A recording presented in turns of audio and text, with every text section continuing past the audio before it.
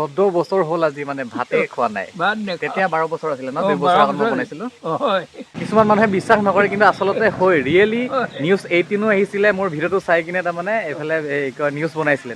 ডক্টৰে টেষ্ট কৰিলে, সকলোবোৰ টেষ্ট কৰি কিনে তেওঁক চাৰ্টিফিকেট এখন দি থৈছে। আৰু বহুতে সুধি আছিলে যে আপুনি যদি হেৰি নাখায়, ভাত নাখায়, তেন্তে লেট্ৰিন কৰে নাই সুধিছিলে। নমস্কাৰ Assam guys and happy Shivratri. সকলোৱে কওক নমঃ পাৰ্বতী পথে হৰ হৰ মহাদেৱ। কোৱা হয় যে শিৱৰাত্ৰিৰ দিনা যোনে ভগৱান শিৱৰ শিৱলিংগত পানী ঢালে আৰু মনেদি পূজা কৰে, ভগৱান শিৱ সেই মানুহজনৰ সকলোবোৰ দুখ নাইকিয়া কৰি দিয়ে আৰু মনৰ ইচ্ছা পূৰ কৰি দিয়ে। প্ৰায়ভাগ মানুহে নাজানে শিৱৰাত্ৰি কিয় পতা হয়। কিছুমানে কয় যে শিৱৰাত্ৰিৰ দিনা শিৱ আৰু পাৰ্বতীৰ মিলন হৈছিল, কিন্তু আচলতে শাস্ত্ৰৰ মতে যিটো শিৱলিংগ আমি পানী ঢালোঁ বা পূজা কৰোঁ, সেই শিৱলিংগটো আজিৰ দিনতে প্ৰকট হৈছিল, অৰ্থাৎ মানে সৃষ্টি হৈছিল। তো শিৱলিংগটো হৈছে ভগৱান শিৱৰ নিৰাকাৰ স্বৰূপ বুলি কোৱা হয়। তো বলক আজি যি কি নহওক পানী ঢালি আহোঁ আৰু ভগৱান শিৱক আজি যিহেতু শিৱৰাত্ৰি হয় পূজা কৰি আহোঁ, ধুনীয়াকৈ চাকি তাকি জ্বলাই আহোঁ। আৰু বহুতে মোক সোধে যে এই বস্তুটো কি বুলি সোধে মোক। মানে আচলতে এই বস্তুটো বহুত মূল্যৱান বস্তু হয়। কি হয় মই আপোনালোকক ক'ম বাৰু অলপ পাছত। এই বস্তুটো মোক বৃন্দাবনত দিছিলে। তো বলক ভগৱান শিৱক পূজা কৰি আহোঁ। আৰু এয়া কেইদিনমানৰ আগতে ইয়াত মেডাম মেফি হৈছিলে। তো বলক এতিয়া ধুনীয়াকৈ পানী ঢালি আহোঁ, পূজা কৰি আহোঁ ভগৱান শিৱক। তো হৰ হৰ মহাদেৱ। আজি মানে ভগৱান শিৱৰ চবতকৈ ফেভৰেট বস্তুটো লৈ গৈছোঁ, ধতুৰা গুটি দুটামান আৰু বেলপাত, যিটো ভগৱান শিৱৰ চবতকৈ প্ৰিয় বস্তু, চবতকৈ প্ৰিয়। আৰু চিলিমপুৰৰ ৰখি এই দোকানৰ পৰা তেল ভৰালোঁ, যিহেতু বাইকত তেল খতম হৈ গৈছিলে। আৰু এই বুঢ়াজন যে দেখিছে, এই বুঢ়াজন সাধাৰণ মানুহ নহয়, বহুত আচৰিত ধৰণৰ মানুহ। এইফালে তেল ভৰালোঁ শিৱ মন্দিৰ যাম বুলি। এই ককাজনক লগ পালোঁ মই।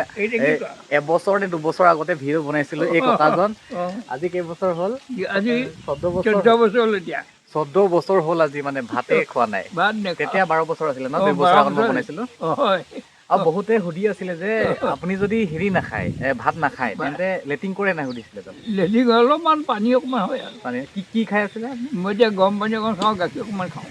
তাৰপৰা হেৰি গাখীৰটো খাই সদায়? গাখীৰটো বিস্কুট চিস্কুট খাই নাই? নাই, নেখাওঁ, একোৱে নাখায়, ফল মূল গাখীৰ একোৱে নাখাওঁ মই। কিছুমান মানুহে বিশ্বাস নকৰে কিন্তু আচলতে হয়, ৰিয়েলি নিউজ 18ও আহিছিলে মোৰ ভিডিঅ'টো চাই কিনে, তাৰমানে এইফালে নিউজ বনাইছিলে। তো আজি শিৱৰাত্ৰি হয়, হেপী শিৱৰাত্ৰি।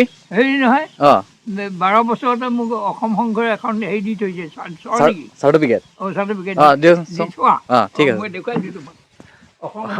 আমাৰ হেৰি ককাক যে অসম গভৰ্ণমেণ্টে মানে চাৰ্টিফিকেট এখন দি থৈছে বুলি কৈছে। আপোনালোকে যদি বিশ্বাস হোৱা নাই, আপোনালোকৰ 14 বছৰ ভাত নাই খোৱা বুলি যদি আপোনালোকে বিশ্বাস কৰা নাই, তেন্তে চাই ল'ব পাৰে। ডক্টৰে টেষ্ট কৰিলে, সকলোবোৰ টেষ্ট কৰি কিনে তেওঁক চাৰ্টিফিকেট এখন দি থৈছে। চাওঁ ব'লক কোনখন? এইখন। আচ্ছা, আপোনালোকে ভালকৈ পঢ়ি ল'ব স্ক্ৰীনশ্বট কৰি কিনে।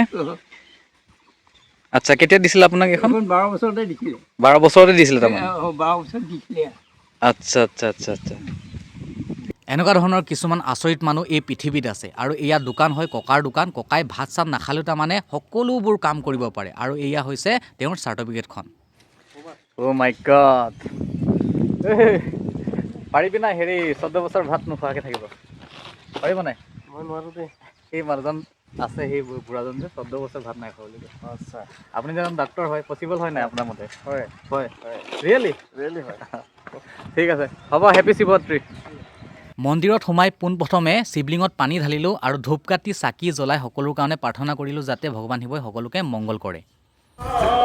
চাকি তাকি দি আহিলোঁ আৰু পূৰা ডাৱৰীয়া হৈছে, বৰষুণ দিওঁ অৱস্থা। এনেকুৱা লাগিছে যে বৰষুণেও ভগৱান শিৱৰ শিৱলিংগত পানী ঢালিব আহিছে, তেনেকুৱা লাগিছে। ইয়াত চব গোটেই ডাৱৰীয়া হৈ গৈছে, পূৰা বতাহ। আৰু বহুতে মোক ওচৰ চুবুৰীয়া লগৰখিনিয়ে সুধি থাকে যে যেতিয়া মই এই বস্তুটো পিন্ধি থাকোঁ, যে এই বস্তুটো কি বুলি মোক সকলোৱে সুধি থাকে। তো এয়া হৈছে নাম জাপ কাউণ্টাৰ হয়। যেতিয়া মই বৃন্দাবনত গৈছিলোঁ, সেই বৃন্দাবনতে মোক এই নাম জাপ কাউণ্টাৰটো দিছিলে। নাম জাপ কাউণ্টাৰ মানে হৈছে যেনেদৰে নাম জাপ কৰোঁতে যে মালা জাপ কৰে, ঠিক তেনেকুৱাই এইটো হৈছে ডিজিটেল নাম জাপ কাউণ্টাৰ হয়। নাম জাপ কাউণ্টাৰ আৰু মালাৰ মাজত মানে এটা পাৰ্থক্য আছে। মালা আপুনি জাপ কৰিবলৈ হ'লে ধুনীয়াকৈ গা পা ধুই ল'ব লাগিব আৰু এটা জেগাত বহি কিনে 108 বাৰ যেতিয়া আপোনালোকে মালা জাপ কৰিব তেতিয়াহে সম্পূৰ্ণ বুলি আপোনালোকক কোৱা হয়। কিন্তু এই বস্তুটো এটাই ফাইদা যে আপুনি যি খাই থকা অৱস্থাত বা গা চা নোধোৱা অৱস্থাটো আপোনালোকে শুইও এই নাম জাপ কাউণ্টাৰটো আপোনালোকে ইউজ কৰিব পাৰিব। যেতিয়া আপুনি ভগৱানৰ নাম এটা ল'ব তেতিয়া এবাৰ টেপ কৰি দিব, এবাৰ টেপ কৰিব। এই চাওক মাজৰ যোনটো এইটো বুটামটো দেখিছে না আপোনালোকে, এই মাজৰ বুটামটোতে আপোনালোকে এবাৰ ক্লিক কৰি দিলে হৈ গ'ল। এবাৰ নাম জাপ কাউণ্টাৰ আপোনালোকে ইয়াত কাউণ্টিং নিজে কাউণ্টিং হৈ গৈ থাকে। তো এয়া হৈছে নাম জাপ কাউণ্টাৰ। আমাৰ অসমত নাপায় বাৰু, কিন্তু বৃন্দাবনত পূৰা ফেমাছ। বৃন্দাবনত গোটেই বজাৰে বিকি থাকে এই নাম জাপ কাউণ্টাৰটো। যদি আপোনালোকে বিচাৰে এই নাম জাপ কাউণ্টাৰটো তেন্তে মই লিংকটো আপোনালোকক দি দিম, আপোনালোকে ফ্লিপকাৰ্টৰ পৰা ধুনীয়াকৈ অনলাইনত মঙাব পাৰে। বহুতে নাম জাপ কাউণ্টাৰ মানে বুজি নাপায়, ময়ো আগতে বুজি নাপাইছিলোঁ। কিন্তু যেতিয়া মই ধাৰ্মিক স্থানবিলাকত যাবলৈ আৰম্ভ কৰিলোঁ তেতিয়াৰ পৰাহে মই অলপ মানে আধ্যাত্মিক জ্ঞানবোৰ মানে জানিব পাৰিছোঁ তাৰমানে। তো মই তাকে ক'ব বিচাৰিছোঁ যে এনেই পাৰ্টি খাবলৈ য'ত ত'ত ঘূৰি ফুৰাতকৈ ভাল সেই ধাৰ্মিক স্থানবিলাকত যাব লাগে। যেনে কেদাৰনাথে হওক বা বৃন্দাবনে হওক বা আমাৰ ভাৰতত বহুত ভাল ধাৰ্মিক স্থান আছে। তেনেকুৱা স্থানবিলাকত গ'লে মানে আপোনালোকে কিছুমান আধ্যাত্মিক মানে জ্ঞান পাব পাৰিব। আৰু আধ্যাত্মিক শিক্ষাৰ অভাৱত মানে আমাৰ সমাজত বহুতো মানুহে বহুত কথা কিছুমান নাজানে। যেনে ধৰে আজি শিৱৰাত্ৰি হয়, শিৱৰাত্ৰিৰ দিনাখনতো কিছুমান মানুহে বাবাটো খাই পূৰা পৰি থাকিব, জংঘলে ৰাস্তাই পদূলিয়ে য'ত ত'ত পৰি থাকিব। আৰু যদি আপুনি সোধে কিয় এইবোৰ বেয়া বস্তু খাব লাগে, তেতিয়া নিজকে বহুত ডাঙৰ শিৱভক্ত নিচিনা চিনাকি দি ক'ব যে শিৱই ভাং খাইছিল বা শিৱই বাবা খাইছিল, আমি কেলৈ নাখাম। আচলতে শিৱই বাবা খোৱা নাছিলে। যেতিয়া সমুদ্ৰ মন্থনৰ ফলত যেতিয়া বিষ ওলাইছিলে, সেই বিষটো যেতিয়া শিৱই খাইছিলে, গ্ৰহণ কৰিছিল, তেতিয়া মানে শিৱৰ গাটো পূৰা নীলা হৈ গৈছিলে। তেতিয়া তাক অকণমান সান্তনা কৰিবৰ কাৰণে সেইবোৰ মিক্স কৰি কিনে ভগৱান শিৱক খুৱাইছিলে। আৰু তেতিয়াৰ পৰাই কিছুমান মানে নকলি শিৱভক্তবিলাকে ভাবি ল'লে যে শিৱই বাবা খায়, কিন্তু আচলতে শিৱই বাবা নাখায়।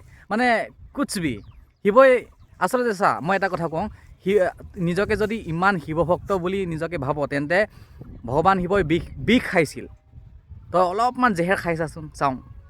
বা ভগৱান শিৱই ইমান ডাঙৰ সাপডাল ইয়াত মেৰিয়াই থৈ দিয়ে। নিজকে যদি ইমান ডাঙৰ শিৱভক্ত বুলি ভাব তেন্তে সাপডাল আনি কিনি ইয়াত মেৰিয়াই চাওঁ। কুছবি তাৰমানে। বাৰু যি কি নহওক, সকলোকে আকৌ এবাৰ কৈছোঁ হেপী শিৱৰাত্ৰি। আৰু শিৱৰাত্ৰিৰ দিনাখনত সদায় ভগৱান শিৱক অকল শিৱৰাত্ৰিৰ দিনা বুলি নহয় আৰু ভক্তি কৰিব লাগে ভগৱানক সদায় ডেইলি। তাৰমানে পূজা কিবা কিবি মানে ধূপ চুপ কিবা জ্বলাব লাগে, আৰু যদি পাৰে শিৱলিংগত নিশ্চয় পানী ঢালিবলৈ চেষ্টা কৰিব লাগে।